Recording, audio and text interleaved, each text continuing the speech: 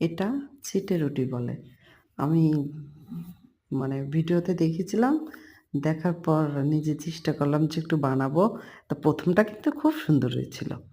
কিন্তু পরে যখন ভাবলাম যে একটু ভিডিও করি, আর তখনই পরেরটা এরকম হয়ে গেছে। তা খেতে কিন্তু এটা বেশি দারুণ। তা করতে দেরি হয়। তা আমি হচ্ছে গিয়ে ৫ টা করেছিলাম, করে আর করিনি। যেহেতু দেরি হবে। কিন্তু খেতে এটা খুব ভালো। এটা না করে শেষে আমি কি করলাম, আ অন্য উম রুটি তৈরি করলাম। আ এটা হচ্ছে গিয়ে কি বলে? গোলা রুটি।